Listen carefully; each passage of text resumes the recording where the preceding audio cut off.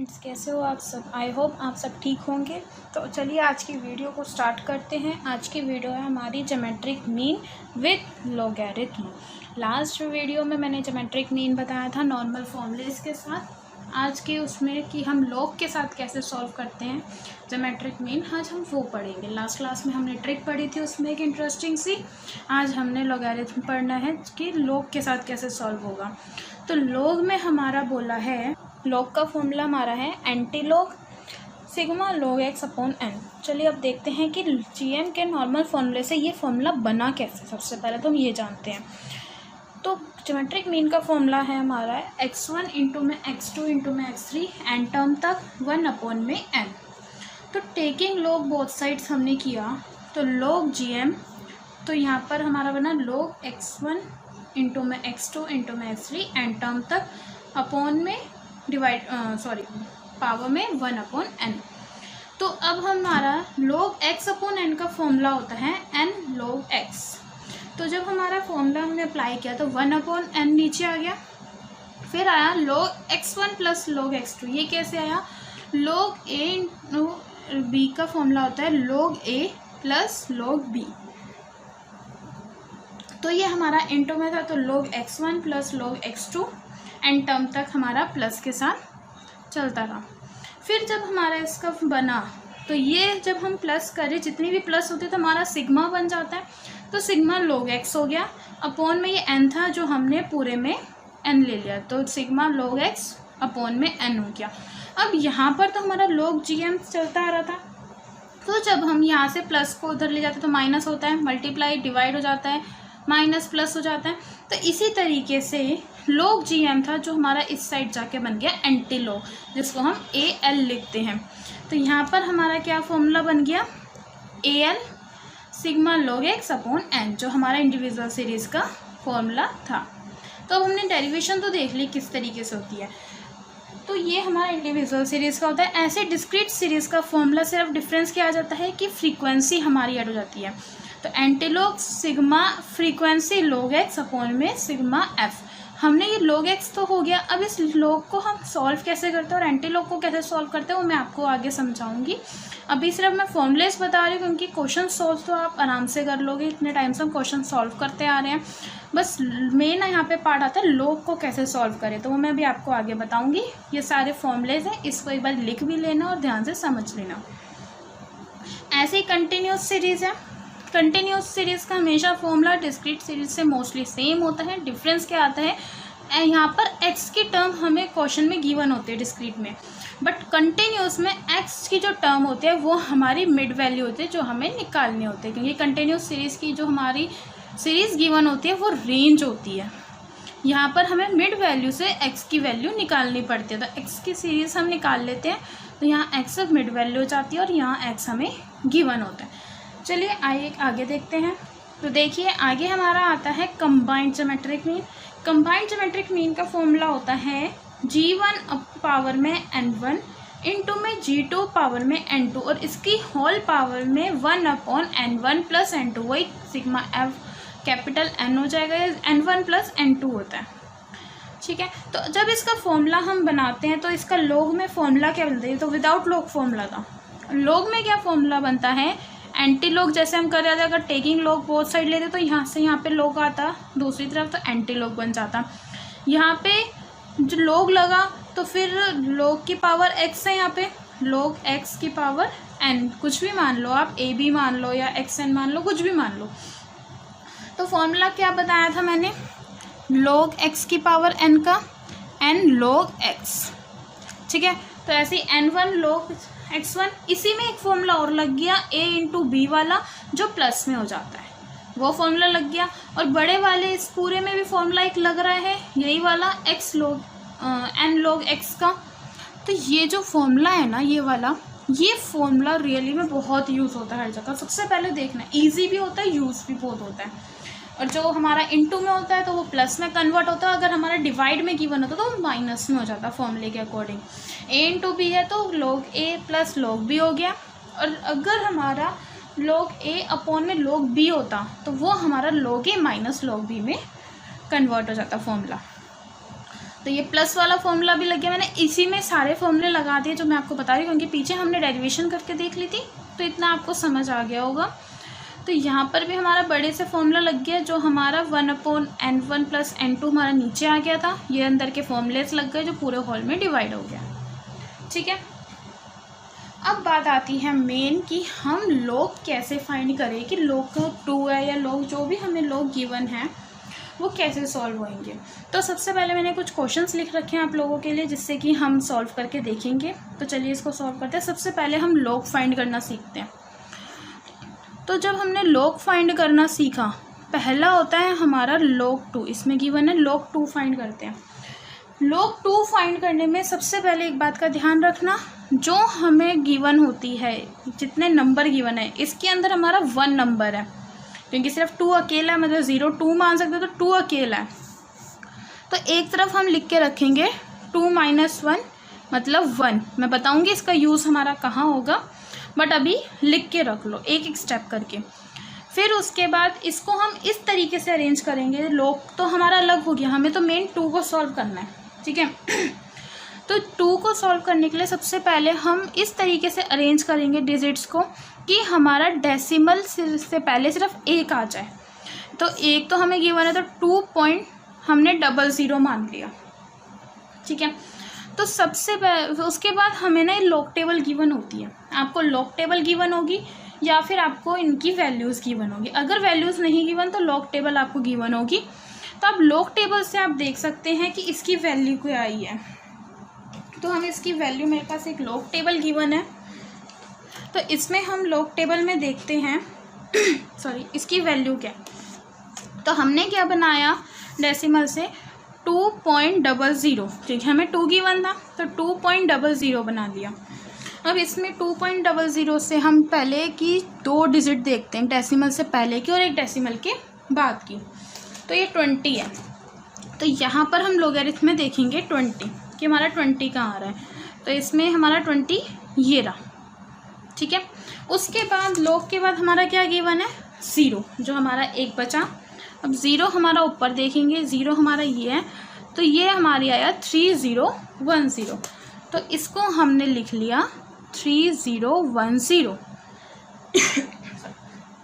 तो ये हमारा आंसर आ गया जो इसको सॉल्व करके आया। ये हमारी सारी डिजिट्स होती है डेसिमल के बाद की। अब हमारा बचा कि हमने ये 1 निकाला था, ये क्यों निकाला।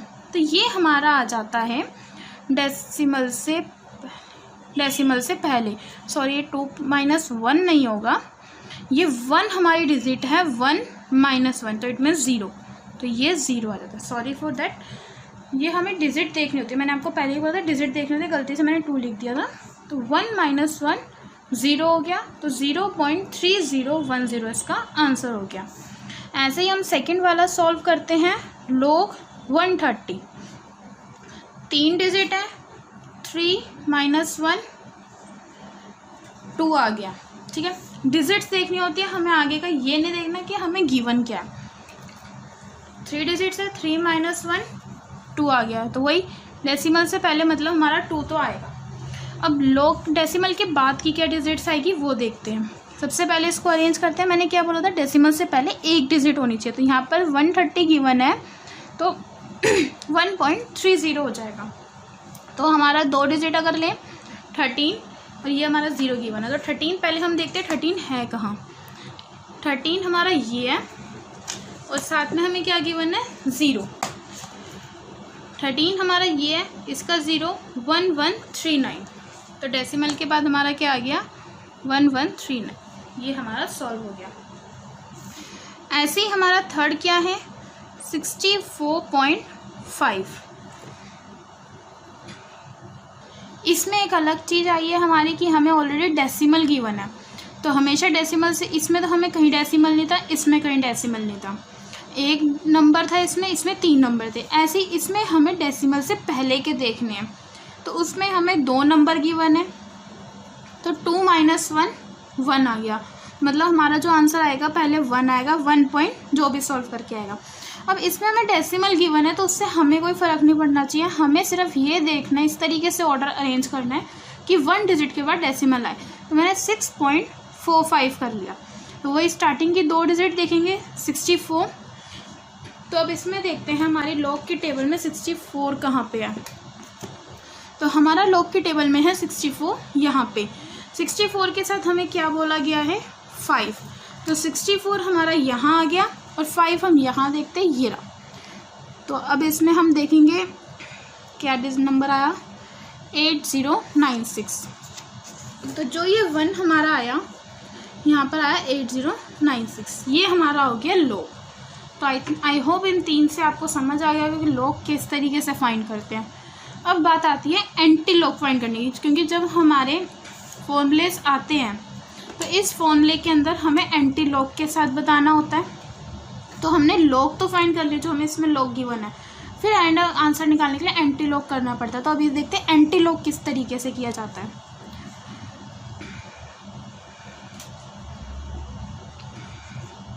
सबसे पहले एंटी लॉग करेंगे हम 1.8851 का, ठीक है। तो चलिए इसमें देखते हैं। इसमें हम वही करेंगे जो मैंने यहाँ पर डिजिट लिख दी थी ना, ऊपर वाले में जो हमने डिजिट लिख दी थी यहाँ पर गलती से 1 वाली, तो यहाँ पर तो हम डिजिट ही लेते हैं। वहाँ पर ये डिजिट जो हमें गिवन होगी 1 है, इसमें हम +1 करते हैं, लॉग में हम -1 करते हैं और एंटी लॉग में +1 करते हैं। यहाँ आएगा 2। इसका यूज़ बताऊँगी कहाँ होता है। सबसे पहले इसको सॉल्व करना सीखते हैं। अब हम इसमें क्या करते हैं, जो ये वाली हमें डेसिमल के बाद गिवन होती है ना, इसको इस तरीके से अरेंज कर लेते हैं। हम एक जगह लिख लेते हैं 8851। इसको हमें अरेंज करना होता है रेशियो में 2:1 की, 2:1:1 की रेशियो में। अगर इसको हम 2:1 की रेशियो में करते हैं तो यहाँ ये कोमा लग जाते हैं, कोमा लग गए। यहाँ पर हम अरेंज करते हैं कि डेसिमल से पहले 1 एक ही डिजिट आए और बाकी डेसिमल के बाद की हो, जो 2 बचती हैं। यहाँ पे हम रेशियो में करते हैं एंटी लॉग के लिए। मेरे पास एंटी लॉग की टेबल भी है, उसके अकॉर्डिंग करते हैं। तो सबसे पहले हम यहाँ स्टार्टिंग की 2 डिजिट लेते हैं 88। तो हम एंटी लॉग की टेबल में जाते हैं और एंटी लॉग की टेबल में हम देखते हैं 88 कहाँ पर है। ये रही एंटी लॉग की टेबल, आई होप आपको दिख रहा होगा ना, विजिबल है। तो 88 हमारा यहाँ पर है, ये हमें 88 दिख गया। अब 88 के साथ हमें क्या बोला है 5, 88 के साथ हमें 5 बोला गया। तो 88 हमारा यहाँ है और ऊपर से हम देखेंगे 5, ये रहा। तो 88 में 5 अगर हम देखते हैं तो यहाँ पर आएगा, है ना, 7674। इसको एक जगह हम लिख लेते हैं 7674। अब हमारा ये 5 और 88 का यूज़ हो गया। अब ये जो हमारा 1 का डिफरेंस बचा है ना वो हम इसमें देते हैं 1 कहाँ पर है 88 के, उसमें 1 हमारा ये है। अब 1 में हमें क्या गिवन है 2, जो ये हमारा 2 है ना, इसको हम इसमें प्लस कर लेते हैं। तो इसको अगर हम प्लस करेंगे तो ये हमारा आएगा 7676। तो अब ये हमारा मेन आंसर हो जाता है, ये 7676 हमारा आंसर है। बट लेकिन हमारा यहाँ 2 भी है, तो इस 2 का यूज़ क्या है, इस 2 का हमारा यूज़ है कि हमें डेसिमल कितने के बाद लगाना है। वहाँ पे जो हम अलग से -1 करते थे उसका यूज़ होता था कि डेसिमल से पहले क्या आएगा, लेकिन यहाँ जो हम +1 करते हैं इसमें डेसिमल हमारा लगना कितने डिजिट्स के बाद है वो यूज़ करता है, उसमें यूज़ होता है। तो ये 2 है, तो मतलब 76.76 इसका फाइनल आंसर है, ठीक है। ये हमारा सॉल्व हो गया। ऐसे ही एक क्वेश्चन और सॉल्व करके देख लेते हैं। वही 2 + 1 3 आ गया। ये हमारा डेसिमल का बताएगा। 1524 लिख लिया। 2:1:1 की रेशियो में हमने इसको कर लिया। 15 देखते हैं और 2 देखते हैं। 15 और 2 हमारा है कहाँ, यहाँ पर हमारे इस टेबल में देखते हैं 15 कहाँ पर है। इस टेबल में हमारा 15 ये रहा। 15 और 2 था, कंफर्म कर लेते हैं 2 है। 15 हमारा यहाँ है और 2 हमारा यहाँ है, तो 1419 इसको मैंने लिख लिया 1419। 4 का इसमें डिफरेंस है, 4 देखते हैं।